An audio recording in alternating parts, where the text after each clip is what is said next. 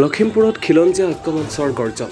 লখিমপুৰৰ 14টা জাতীয় সংগঠনেৰে সন্মিলিত খিলঞ্জীয়া ঐক্যমঞ্চ লখিমপুৰ জিলাই আজি ত্যাগ ক্ষেত্ৰৰ পৰা জিলা আয়ুক্তৰ কাৰ্যালয় টাউন বজাৰ পট্টি লখিমপুৰ সদৰ থানা হৈ প্ৰতিবাদী সমদল বাহিৰ কৰে। লখিমপুৰ জিলা খিলঞ্জীয়া ঐক্যমঞ্চৰ আহ্বায়ক অজিত বুঢ়াগোহাঁইৰ নেতৃত্বত বীৰলাচি থানা, চুতীয়া ছাত্ৰ সন্থা,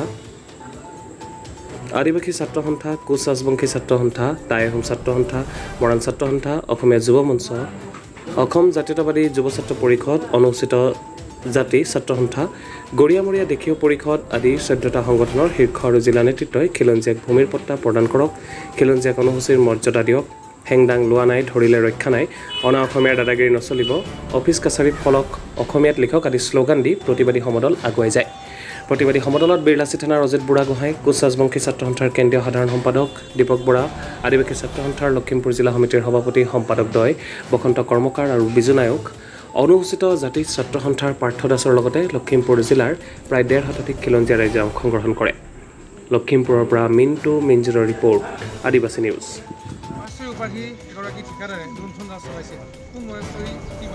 ইতিমধ্যে অসমৰ সংবাদ মাধ্যমত এই কথাটো প্ৰকাশ হৈ গৈ আছে। RTI কৰ্মীয়ে এইটো সবিস্তাৰে এই কথাটো ইলেক্ট্ৰনিক মিডিয়াৰ জৰিয়তে অসমৰ ৰাইজলৈ যে মাজুলী আমাৰ অসমীয়া জাতিৰ আৱেগ, অসমীয়া সত্ৰীয় সংস্কৃতিৰ পৃষ্ঠভূমি আৰু সমগ্ৰ সত্তাটো অসমীয়া সত্তাটো মাজুলীতে লুকাই আছে বুলি আমি জানো। কিন্তু সিদিনা নদী পৰিষ্কৰণৰ নামত জলসম্পদৰ 21 কোটি টকা লুণ্ঠন, 93 কোটি টকা ৰাস্তাৰ নামত দুৰ্নীতি ইত্যাদি যি অপকৰ্ম বা দুৰ্নীতি সংঘটিত কৰিছে, এই কথাটোত আমি তীব্ৰ প্ৰতিবাদ জনাইছোঁ। অসমৰ মুখ্যমন্ত্ৰীক অনুৰোধ জনাইছোঁ তাৎক্ষণিকভাৱে CM ভিজিলেন্সৰ দ্বাৰা এইটো তদাৰকী শাখালৈ নিব লাগে। খিলঞ্জীয়া সংস্থা কোনে নিৰ্মাণ কৰিছে? ইতিমধ্যে 2জন ঠিকাদাৰৰ কথা কৈছে, এজন দত্ত উপাধিৰ, আনজন মহেশ্বৰী উপাধিৰ, 2জন লখিমপুৰৰে। ইতিমধ্যে এই 2জন ঠিকাদাৰে, বিশেষকৈ মহেশ্বৰী উপাধিৰ ঠিকাদাৰজনে অসমৰ লখিমপুৰৰ নহয় অসমৰ সংগ্ৰামী জনতাক ভেঙুচালি কৰি আমি যেতিয়া কা আন্দোলনত বহি থাকোঁ, তেওঁ NSPCত বস্তু সৰবৰাহ ঠিকা ঠুকলি কৰি আজি 1000 কোটি টকাৰ মালিক হৈছে। আমি এই দাম্ভিক মহেশ্বৰী নামৰ ঠিকাদাৰজনক ওপৰত তাৎক্ষণিকভাৱে CM ভিজিলেন্স লগাই তেওঁ ব্লেক লিষ্টে কৰিবৰ কাৰণে দাবী জনাইছোঁ।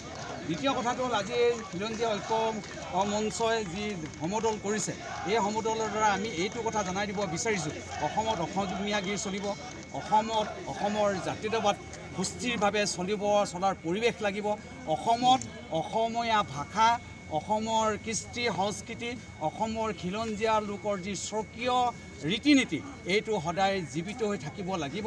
অসমীয়াগিৰি চলিব লাগিব, খিলঞ্জীয়াৰ দপদপনি চলিব লাগিব আৰু অনা অসমীয়া তথা অবৈধ বাংলাদেশীৰ কেতিয়াও আমি সুসংগঠিত হৈ আমাৰ ওপৰত দাদাগিৰি চলিবৰ কাৰণে খিলঞ্জীয়া ঐক্যমঞ্চই কেতিয়াও বাট মুকলি কৰি নিদিব।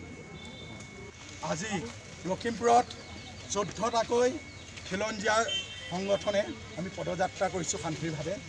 এইটো কাৰণে আমি পদযাত্ৰা কৰিছোঁ, লখিমপুৰতে নহয় অসমতে বিভিন্ন ঠাইত অনা অসমীয়া অবৈধ বাংলাদেশী দপদপাই অসমীয়াৰ ওপৰত যি অত্যাচাৰ অগ্ৰাসন যি চলিছে, সেই অগ্ৰাসনক কিন্তু আমি কোনো পধ্যে আমি খিলঞ্জীয়াই মানি নলওঁ।